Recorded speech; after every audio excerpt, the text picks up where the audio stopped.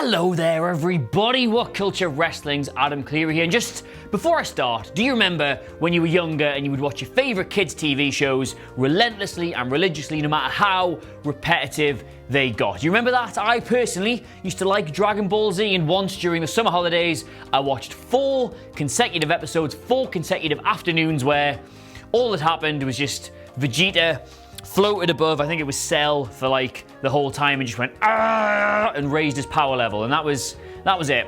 4 consecutive afternoons. Anyway, in entirely unrelated news, WWE is coming off the back of 3 near identical pay-per-views that are going to give us some fresh, exciting new matches. Matches that mix up the opponents and the feuds, matches that you never thought you'd get a chance to see, and matches that may or may not contain very safe, very aware use of steel chairs. The Undertaker's back to help the man who humiliated him at WrestleMania, which of course makes sense, and Bobby and Braun have picked themselves up off the floor to have a last man standing match, which of course also makes sense, and presumably tired of boring the internet with the same 2 main event matches for the Raw Men's and Women's Championships, WWE they've bundled those 2 together into a mixed tag match where neither gender is likely to lay a single glove on the other one, which makes sense. Still though, despite them ruining the surprise of Alistair Black's opponent, which I will level with you would have made up about 3 or 4 entries in this video alone, thanks for that WWE, there is still a lot to get your teeth into because it's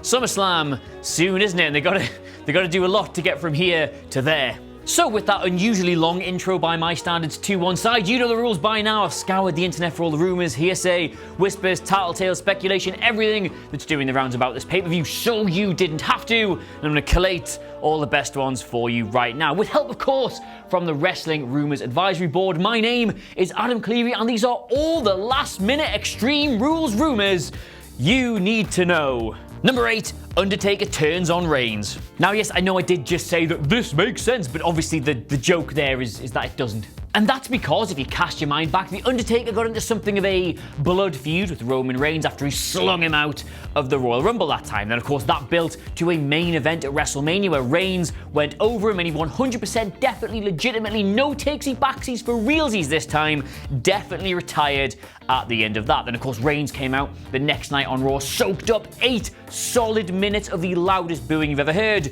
paid him the ultimate slice of disrespect and dropped the mic. And now, 2 years later, they're friends. Now just, if you can, put aside the watertight writing there and the fact that, I need to show you this, they've released the single greatest piece of opportunistic merch I've ever seen in this company for a long time. That's their tag team name, the Graveyard Dogs, and the dog that's meant to be The Undertaker is all old and haggard and disheveled. Put all that aside for 1 minute and consider the idea that Reigns Taker 2 is a really good match for SummerSlam. Think about it, the decrepit, rank smell of his last match with Goldberg still lingers in his big old nostrils. He's going to want to go out properly this time with something he's not embarrassed to watch back when he's got his feet up on his big goth coffin sofa that I presume that he lives in. So yeah, they're not going to do Shane anymore, they're taking him off television. Loads of holes are getting poked in this idea that he wants to work with Drew. So yeah, betrays him, sets up a match. Meh?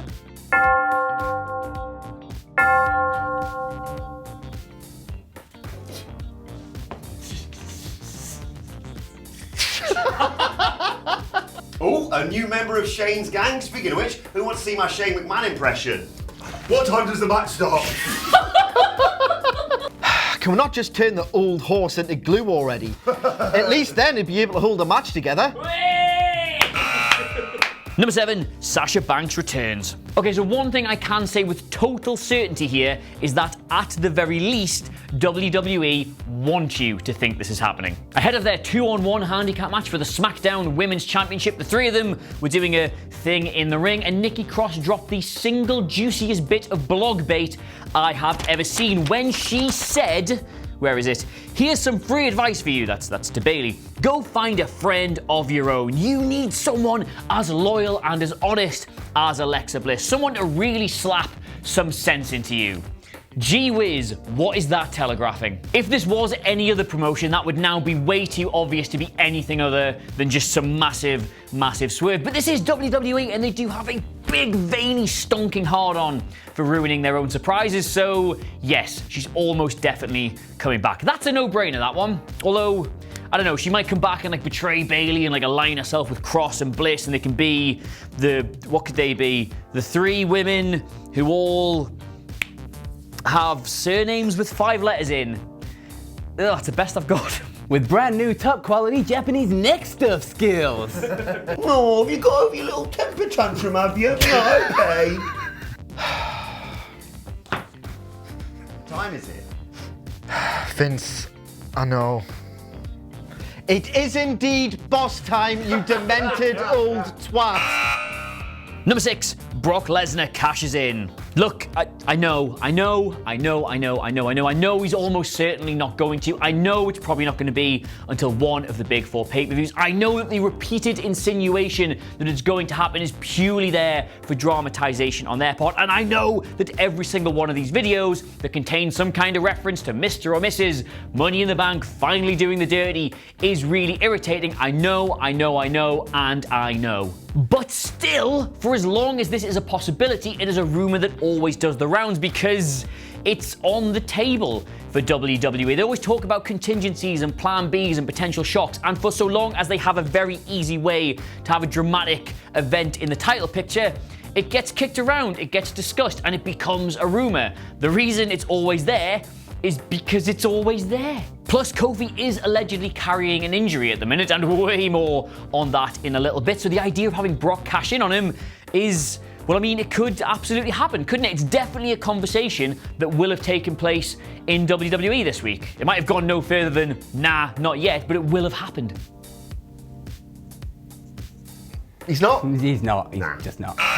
Number 5, Cesaro isn't really Alistair Black's opponent. I had this all pretty much written. 4 days ago, there's going to be loads of speculation about who Alistair Black's opponent was, and then on the go-home show, they gave it away, didn't they? It's just, there you go, it's Cesaro. But still, you've got to wonder, is that not just a bit suspicious? Is it not really weird that they gave it away right before they could have retained the element of intrigue, the element of mystery to it? And stories go that the reason they've done that is because it isn't actually Cesaro. Cesaro's going to get taken out and there will be another mystery opponent for some reason. It could be Randy Orton, it could be Sheamus, because he's got the teeth thing, the teeth guard that said the VAR on it, didn't it? So that could have been a little telegraphing for that. Some people are saying that it's not, this is a swerve, it's not really going to be Cesaro, and that's why they gave it away early, and I don't believe it is for a second, but still, there you go, that's the video.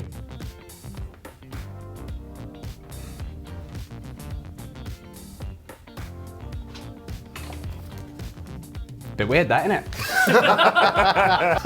Hoping for a work rate classic, were you? Fight!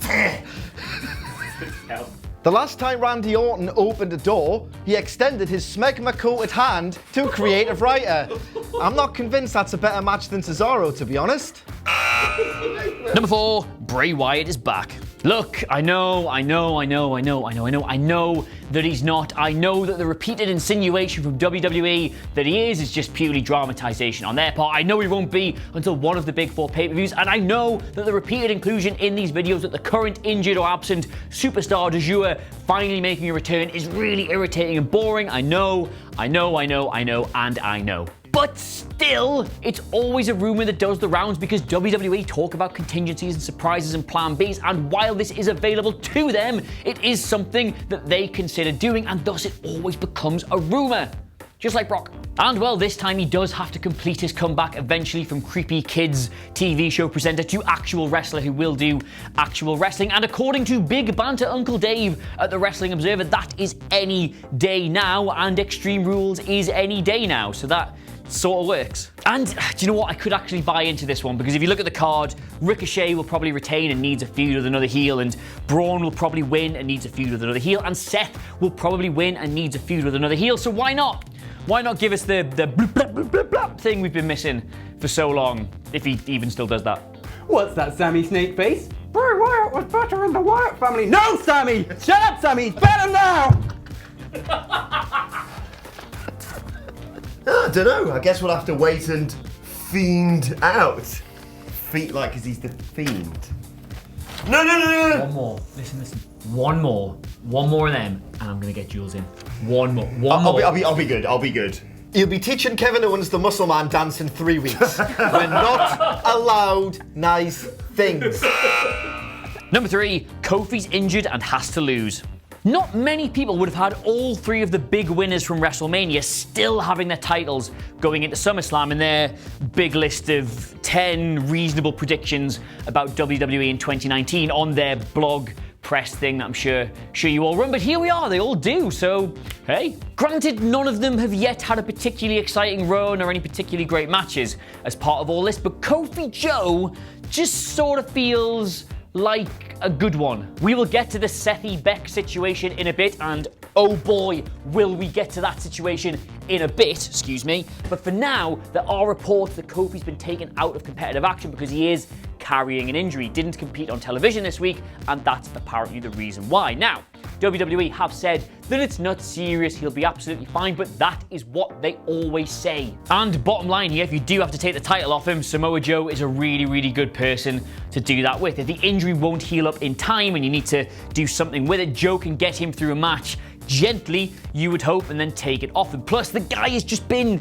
How many title matches did he have last year, the last 18 months? And he's been Teflon to all of those defeats. He would be an outstanding candidate for the next world champion. Oh no, you're making me crazy. Oh, sounds like there's trouble. I can't do that voice. Look, better not risk the match whatsoever, and it's a good job that Raw built a main event babyface last week. Samoa Joe versus Gary the Goat Garbutt. Number 2, Corbin and Evans.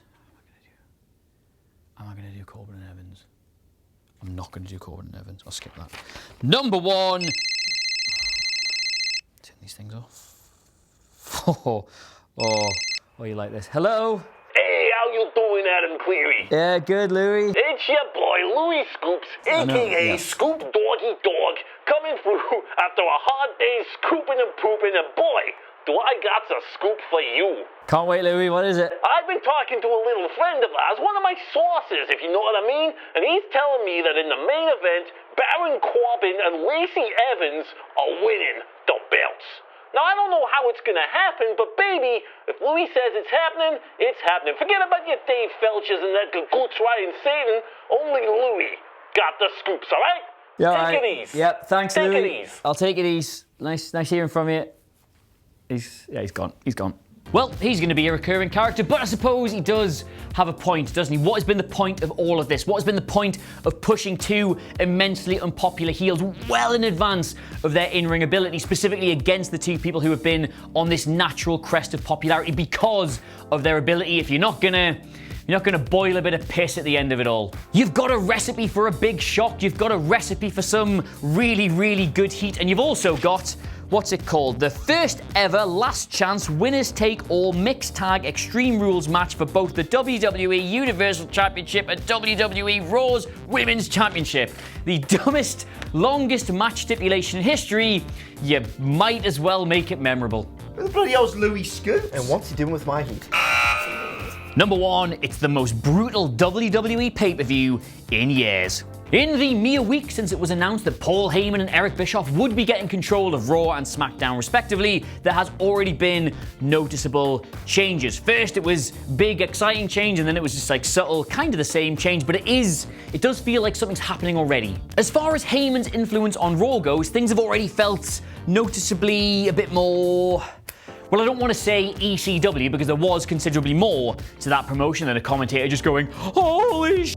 But by the same token, I don't also not want to say that. Now, reports obviously vary about precisely how much credit you're supposed to lay at Heyman's door for this, but they all sort of come in around the area of some, and conveniently, the next pay-per-view on WWE schedule is the Extreme one.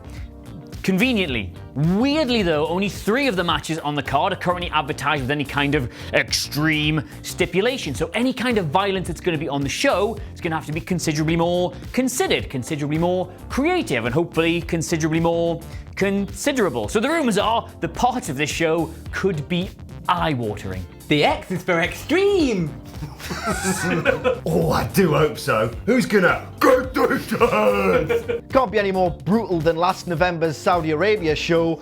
WWF in your house, Consulate Stampede. Oh, Jesus Christ. Oh, yep. So there you have it. Those are all the last-minute rumours for Extreme Rules that I scoured the depths of the internet for and wrote in my incredibly popular article and then converted into my slightly less popular video for your entertainment. You are, of course, absolutely welcome. It is my honour, my privilege, the only thing that keeps this black heart beating. Anyway, let us know what you made of them in the comments below, as well as if you got any of your own. And don't forget to like, share, and subscribe. But in the meantime, though, thank you so much for watching. I've been eccentric billionaire Adam Cleary, and I'll see you soon. Bye.